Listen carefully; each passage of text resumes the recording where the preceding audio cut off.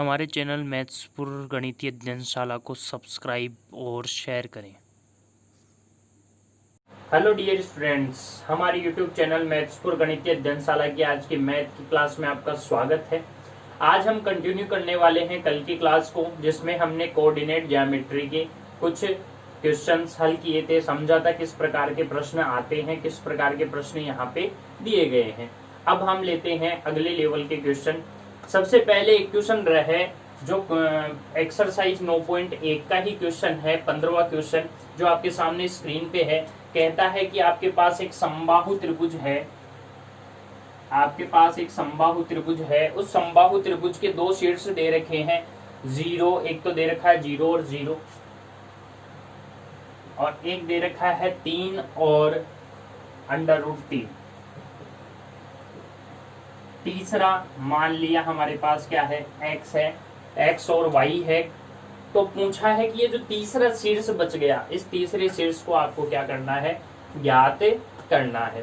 तो इस प्रश्न को हम किस प्रकार से करेंगे, सबसे पहले समझते हैं किस प्रकार से इस प्रश्न का हल होगा। मान लिया ये हमारे पास है A, ये है हमारे पास बिंदु B और ये बिंदु है C।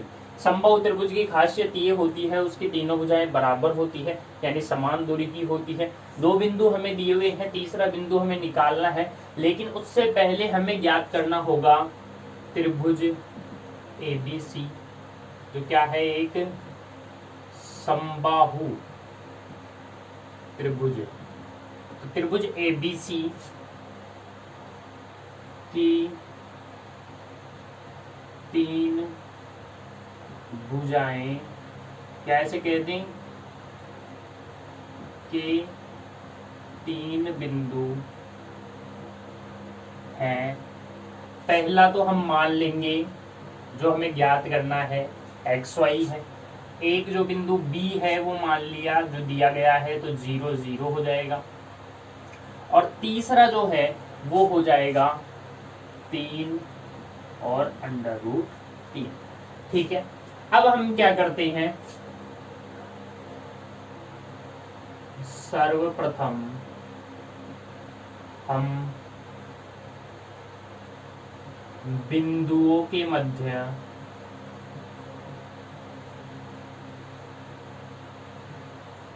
दूरी ज्ञात करते हैं। तो सबसे पहले देखिए हम दूरी ज्ञात कर लेते हैं AB के मध्य दूरी, AB के मध्य दूरी। देखिए क्या हो जाएगी, वही डायरेक्ट फॉर्मूला लगाते हैं। यहाँ पे कल हमने सीखा था कि फॉर्मूला कैसे इम्प्लांट करना है। हम डायरेक्ट लगाएंगे, AB है तो x2 - x1, या इसको x2 मान लो, इसको x1 मान लो, एक ही बात है। तो हो जाएगा x - 0 का स्क्वायर प्लस y - 0 का स्क्वायर। यहाँ से अगर इसको और हल करते हैं हम, तो ये हो जाएगा हमारे पास x² प्लस y² कह देंगे। समीकरण नंबर क्या है हमारा 1। ये हमने AB के मध्य की दूरी निकाल ली। अब निकालते हैं हम BC के मध्य की दूरी।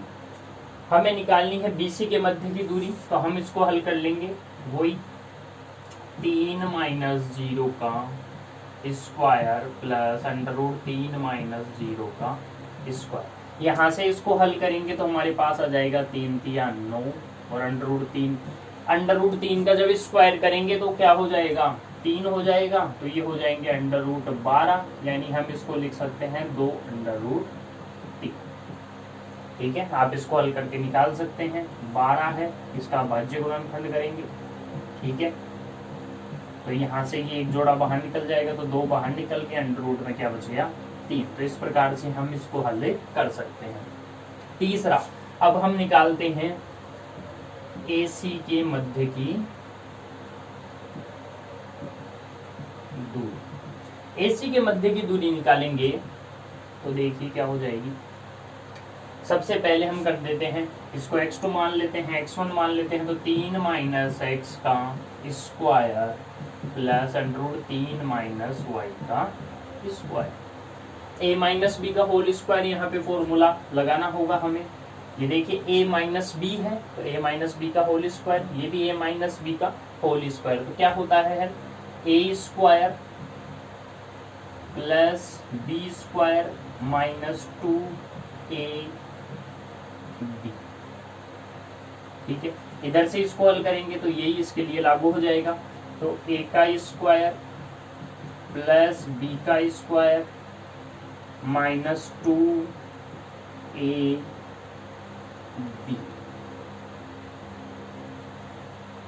ठीक है, ये हमने लिख लिया। इसको और हल करना होगा तो इसको और हल कर लेते हैं।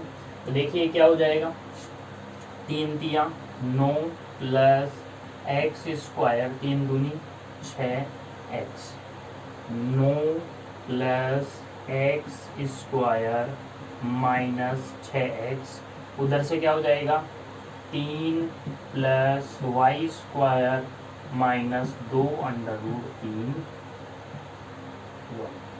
और इसको हल करते हैं तो देखिए 9 और 3 कितने हो जाएंगे 12। सबसे पहले एक्स स्क्वायर को लिख लेते हैं तो क्या हो जाएगा एक्स स्क्वायर फिर वाई स्क्वायर। यहाँ से बात करें तो देखिए क्या हो गया माइनस के 6x माइनस के 2 अंडर रूट 3 वाई और लास्ट में लिख देते हैं 12। तो ये हो गई हमारी तीसरा समीकरण। ये दूरी आ गई हमारे पास किसकी AC की। आप इसको हल कर सकते हैं क्योंकि कल हमने बात कर ली थी कि दो बिंदुओं के मध्य अगर उनके निर्देशांक दे रखे हैं तो हमें दूरी कैसे निकालनी है, तो आप आसानी से उसको हल कर सकते हैं। उसी मेथड से उसी फॉर्मूले के आधार पे हमने इन तीनों जो भुजाएं हैं समबाहु त्रिभुज की इसकी दूरियां निकाल ली है। अब कहा है कि एक समबाहु त्रिभुज है तो इसकी ये तीनों भुजाएं जो होगी ये लंबाई में निश्चित रूप से बराबर होने वाली है। उसी के तुलनात्मक आधार पर हम इस प्रश्न को क्या कर लेंगे अब आगे हल कर लेंगे। तो करते हैं हल। यहाँ त्रिभुज ABC समबाहु त्रिभुज है, अतः AB बराबर BC बराबर AC। तब समीकरण 1 बराबर 2 यहाँ पर कह देंगे या फिर हम AB बराबर क्या कर देंगे BC। तो करते हैं AB बराबर BC तो क्या हो जाएगा देखिए X square plus Y square किसके बराबर हो जाएगा, ये बराबर हो जाएगा 2 अंडर रूट 3 के बराबर। इसको हल करते हैं, दोनों तरफ क्या कर देंगे अब यहाँ पे दोनों और वर्ग करने, दोनों और वर्ग करेंगे तो क्या हो जाएगा यहाँ से X square plus Y square. इसका वर्ग करेंगे तो ये क्या हो जाएगा स्क्वायर करने पर ये हो जाएगा 12। ठीक है, इसको कह देंगे समीकरण नंबर हमारा क्या हो गया 4। इसके बाद में हम कर लेते हैं समीकरण 2 बराबर समीकरण 3, या कह दें कि BC बराबर क्या कर देंगे AC कर देंगे। तो यहाँ पे क्या हो जाएगा हमारे पास देखिए वो है 2 अंडर रूट 3 और इधर से हमारे पास क्या है x square plus Y square minus 6x minus 2 under root 3y plus 12 लिख दिया हमने। दोनों तरफ वही काम करेंगे, दोनों और वर्ग करने पर वर्ग करेंगे तो यहाँ हो जाएगा 12 और यहाँ का अंडर रूट क्या हो जाएगा हट जाएगा। तो x square plus Y square minus 6x minus 2 under root 3y plus क्या हो जाएगा 12। ये हो गया हमारा समीकरण नंबर 5। ठीक है, अब इसको और आगे हल करेंगे हम। देखिए हमने दो भुजाओं को तो बराबर बता दिया, हमने बता दिया AB बराबर BC, एक बार बता दिया BC बराबर AC, तो बच गई वो और बराबर करेंगे तो उसको हम इधर कर लेते हैं हल। तो हम लिखेंगे क्या देखिए हम लिखेंगे अब AB बराबर AC यानी समीकरण 1 बराबर समीकरण 3। देखिए क्या हो जाएगा यहाँ से बात करेंगे तो ये है x square plus Y square का अंडर रूट, और इधर से ये क्या है x square plus Y square minus 6x minus 2 under root 3y plus 12 का अंडर रूट। वही काम करेंगे दोनों और वर्ग करने पर, वर्ग करेंगे देखिए दोनों और तो क्या हो जाएगा अंडर रूट हट जाएगा, x square plus Y square minus 6x minus 2 under root 3y plus 12। अब देखिए इसको अगर ध्यान से हम देखते हैं तो हम देखते हैं एक्स स्क्वायर वाई स्क्वायर इधर भी है उसी चिन्ह के साथ उधर भी है, तो ये आपस में क्या हो गए कट गए, तो बच गया क्या माइनस का 6x minus 2 under root 3y plus 12 बराबर 0। यहाँ से इसको और हल कर लेते हैं हम, तो देखिए माइनस के 6x पक्षांतरण करते हैं, इसको उधर ले जाएंगे तो 2 अंडर रूट 3y प्लस 12, और यहाँ से अगर x का मान हम निकालते हैं तो 2 अंडर रूट 3y प्लस 12 बटा क्या आ जाएगा 6, और चिन्ह आ जाएगा बाहर किसका माइनस का। ठीक है, तो इस प्रकार से हम इसको लिख सकते हैं। तो हमारे पास किसका मान आ गया, हमारे पास यहाँ पे मान आ गया किसका x का, हमारे पास यहाँ पे किसका मान आ गया x का मान आ गया। जब x स्क्वायर x का मान हमारे पास आ गया तो हम क्या करेंगे इस x के मान को इन समीकरण में से किसी एक में रख लेंगे और वहां से क्या करेंगे y का मान निकालने की कोशिश करेंगे, दूसरा मान हम प्राप्त करने की कोशिश करेंगे। देखिए किस प्रकार से हम इसको हल करेंगे। तो इसके लिए हम क्या करते हैं, थोड़ा सा बोर्ड खाली कर लेते हैं।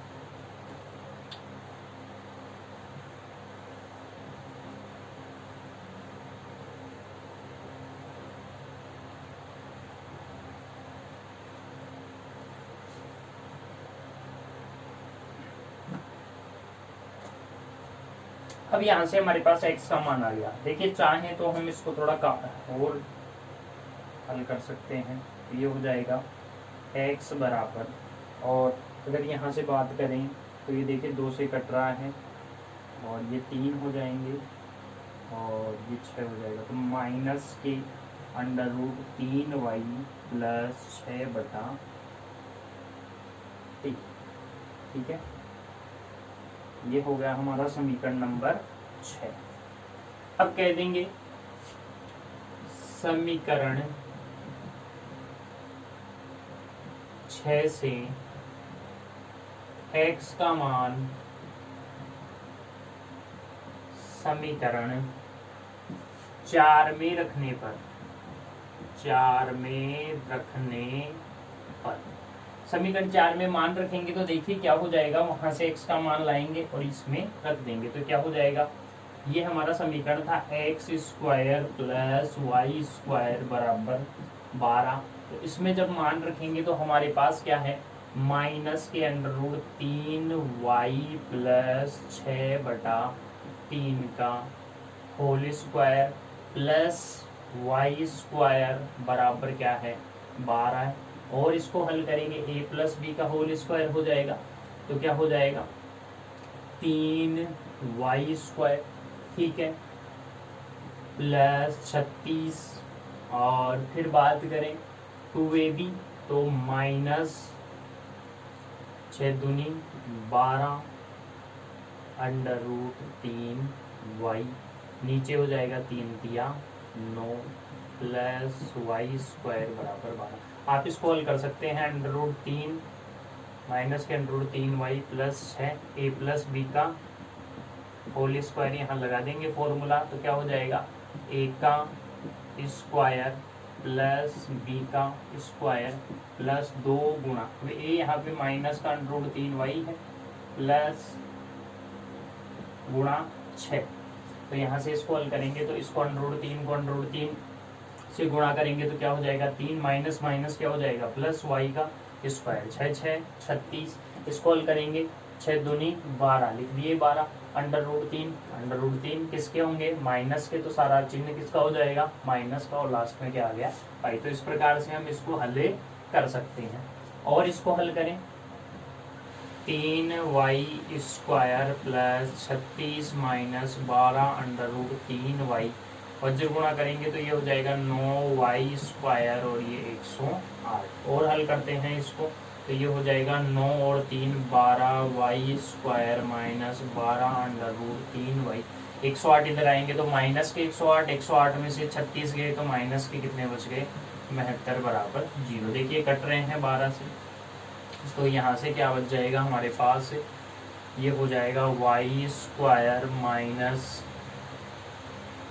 √3y माइनस 6 बराबर 0। ये एक द्विघाती समीकरण हमारे पास आ गया। इस द्विघाती समीकरण का हल हमारे पास हो ही गया। तो हमें क्या करना है, द्विघाती समीकरण को हल करने के लिए इन दोनों के को गुणा करेंगे, जो भी आएगा। यहाँ पे आ गया 6 माइनस के 6y²। और अब बीच वाला जो अंक है, जो y का गुणक है, इसका हमें इस प्रकार से टुकड़े करने हैं कि जब गुणा करें तो माइनस के 6y² आए और जोड़े घटाएं तो माइनस के √3y बचे। तो हम कर देते हैं इसके हल। तो y² माइनस हम लिखते हैं इसको 2√3y प्लस √3y माइनस 6 बराबर 0। हल करके देख लेते हैं आ रहा है या नहीं आ रहा। देखिए इन दोनों को गुणा करेंगे, √3 को √3 से गुणा करेंगे तो 3, 3 को 2 से गुणा करेंगे तो क्या आ जाएगा 6, किसका माइनस का, y को y से गुणा करेंगे y²। जोड़ेंगे घटाएंगे, यानी घटाएंगे तो 2√3y है, 1√3y है, 2 में से 1 गया तो कितना बच जाएगा 1। तो ये ठीक है हमारा हल। अब यहाँ से y को कॉमन लेते हैं तो बच गया y माइनस 2√3 और यहाँ से √3 अगर हम कॉमन ले लेते हैं तो यहाँ पे बच जाएगा y माइनस 2√3। ठीक है, जो समान राशि है कोष्टक में उसको एक तरफ ले लो तो ये हो गया एक तो हल, और यहाँ से हो गया y प्लस √3। यहाँ से y के दो मान हमें मिल जाएंगे, एक मिल जाएगा यहाँ से y माइनस 2√3 बराबर 0, एक मिल जाएगा y प्लस √3 बराबर 0। तो यहाँ से y का मान आ जाएगा 2√3 और यहाँ से y का मान आ जाएगा माइनस के √3। अब हमें लास्ट में क्या करना है, ये जो y के मान है, ये y के मान हमें क्या करने हैं, समीकरण 4 में रखने हैं। तो y का मान एक बार 2√3 समीकरण 4 में रखने पर यहाँ पर मान रखेंगे तो x² प्लस y का मान 2√3 का स्क्वायर बराबर 12। तो यहाँ से क्या हो जाएगा x² प्लस, इसको हल करेंगे तो 2 दूनी 4 और ये हो जाएगा 3, तो 4 3 12। तो x² यहाँ पर क्या हो जाएगा, x² प्लस 12 बराबर 12। और तो x² का मान हमारे पास हो जाएगा x², 12 में से 12 गए क्या बच जाएगा 0। तो x भी हमारे पास क्या बच गया 0। तो एक बिंदु हमारे पास आ जाएगा x बराबर 0 है, तो y बराबर क्या होगा 2√3। अब या तो ये बिंदु होगा, फिर दोबारा से हमें यही काम करना है, y का मान माइनस का √3 समीकरण 4 में रखना है, वहां से x का क्या मान निकल के आता है वो हमें यहाँ पे हल करना है। तो आप उसे कर सकते हैं। ये प्रश्न आपको होपफुली समझ में आया होगा। आपको करना क्या है, आसानी से जो हमारा जो सिंपल मेथड है उसके हिसाब से इस प्रश्न को हल करना है। थोड़ा सा बड़ा क्वेश्चन है, एग्जाम में आने की संभावना कम है, लेकिन आ सकता है, ऐसी कोई दिक्कत नहीं है कि ना आए। बड़ा क्वेश्चन है लेकिन मुश्किल प्रश्न नहीं है, बेसिक्स पे ही आधारित है। आराम से अगर हम इसको करते हैं तो आराम से इसको कर पाएंगे, हल इसका प्राप्त हो ही जाता है। तो यहाँ पे हमें 2 बिंदु मिलेंगे, एक बिंदु मिलेगा 0 या 2√3 हो सकता है, और एक दूसरा जब हमें y का मान माइनस का √3 समीकरण आप रख दीजिए 4 में, समीकरण कोई से में भी रख सकते हैं लेकिन यहाँ से इजी रहेगा हल करना, इसलिए हमने ऐसा रखा। अगर कहीं प्रश्न को समझने में दिक्कत आ रही है आप वीडियो को वापस से रिवाइंड करके देख लीजिए। अब एक क्वेश्चन और लेते हैं हम आज की क्लास में।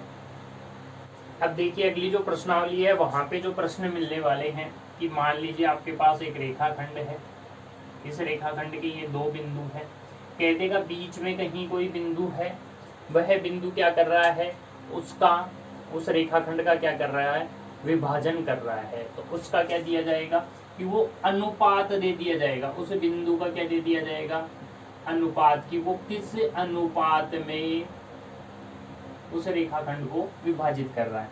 अब या तो अनुपात दे दिया जाएगा, बिंदु पूछेगा, या बिंदु दे दिया जाएगा, कह देगा अनुपात बताइए। तो ऐसे इस प्रश्नावली में आपको प्रश्न मिलने वाले हैं। तो पहला क्वेश्चन आपके सामने स्क्रीन पे है, उस बिंदु के निर्देशांक ज्ञात कीजिए।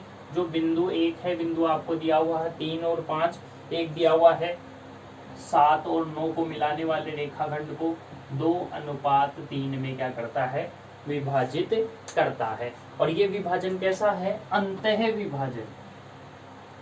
कैसा विभाजन है, अंतः विभाजन। ध्यान रखना यहाँ पर 2:3 जो दे रखा है वो अंतः विभाजन के लिए दिया हुआ है। हमेशा याद रखें, अगर अंतः विभाजन दे रखा है तो हम यहाँ पे जो फॉर्मूला काम में लेंगे वहां पे चिन्ह याद रखिएगा प्लस का चलने वाला है। बाह्य विभाजन आए तो वहां पे चिन्ह क्या कर देना है, माइनस कर देना है। सिर्फ इतनी सी बात है। देखिए अब यहाँ पर मान लिया हमें ये बिंदु निकालना है, ये बिंदु माना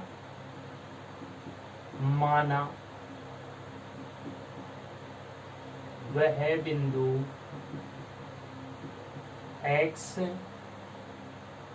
या कहते कोई तीसरा, वह बिंदु C है और C के निर्देशांक मान लिया क्या है, x और y होंगे। वह माना वह बिंदु C है जो बिंदु A व B का 2:3 में अंतः विभाजन करता है। तो x बिंदु C के लिए x के निर्देशांक, देखिए इसके लिए फॉर्मूला काम में आएगा। हमारे पास सिंपल सा फॉर्मूला है m1x2 प्लस m2x1। अब कौन क्या है वो समझते हैं, फॉर्मूला लिख के m1x2 plus m2x1 upon m1 plus m2। ध्यान रखिएगा m1 व m2 अनुपात है, ठीक है, और बाकी x1 x2 y1 और y2 हमने इनके बारे में पहले भी बात कर ली थी। एक बिंदु के निर्देशांक x1 y1 मान लिए तो दूसरे के क्या होंगे, x2 y2 होंगे।